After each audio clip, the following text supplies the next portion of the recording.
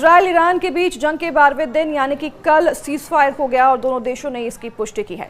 साथ ही इस जंग में अपनी जीत का दावा भी किया है।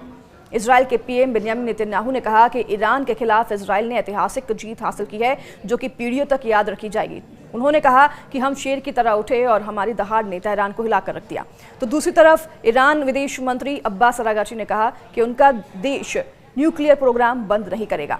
उन्होंने ये भी कहा कि हमने इस तकनीक को हासिल करने के लिए बहुत मेहनत की है, हमारे वैज्ञानिकों ने इसके लिए बलिदान दिए हैं।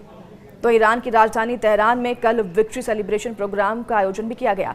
बता दें आपको कि अमेरिकी राष्ट्रपति डोनाल्ड ट्रंप ने सबसे पहले मंगलवार तड़के 3:30 बजे सोशल मीडिया पोस्ट के जरिए दोनों देशों में सीजफायर की जानकारी दी थी। तो वहीं इजराइल के लिए यह ईरान के परमाणु ठिकाने तबाह करने की सफलता है, तो दूसरी तरफ ईरान भी दुश्मन को कड़ा जवाब देने का दम भर सकता है। इंटरनेशनल क्राइसिस ग्रुप के ईरान निदेशक अली वेज के मुताबिक इजराइल की मदद के लिए सीधे तौर पर जंग में कूदकर दुनिया भर में सनसनी मचा देने वाला अमेरिका आखिरी मौके पर दोनों देशों के बीच संघर्ष विराम कराकर एक बड़ा संघर्ष टालने का श्रेय ले सकता है। तो वहीं अमेरिकी राष्ट्रपति डोनाल्ड ट्रंप की स्पष्ट घोषणा के फिलहाल इजराइल ईरान के बीच जंग थम गई है, लेकिन इस मुकाम पर युद्ध रुकना इजराइल, ईरान और अमेरिका तीनों के लिए अपनी अपनी जीत का दावा करने का मौका साबित हो सकता है। तो वहीं अगर विशेषज्ञों की माने तो इजराइल के लिए यह ईरान के परमाणु ठिकाने तबाह करने की सफलता है, तो वहीं दूसरी तरफ ईरान भी दुश्मन को कड़ा जवाब देने का दम भर सकता है।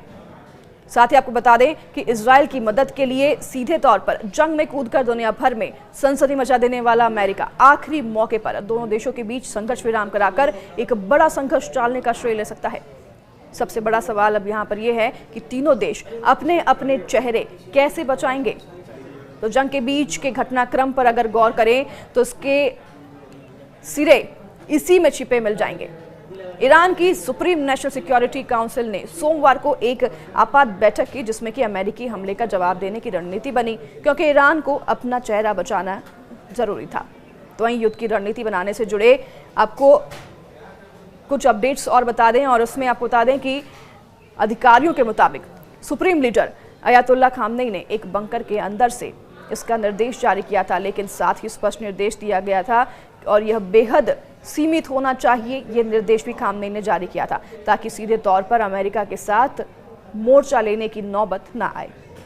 तो वहीं पर्दे के पीछे जारी घटनाक्रम में ईरानी नेताओं को उम्मीद थी कि सीमित हमले और अग्रिम चेतावनी जारी किए जाने से राष्ट्रपति ट्रंप के रुख में नरमी आएगी और ईरान को पीछे हटने का रास्ता मिल सकेगा, और इससे वॉशिंगटन की तरफ से इजराइल पर हवाई हमले रोकने का दबाव भी डाला जा सकता है।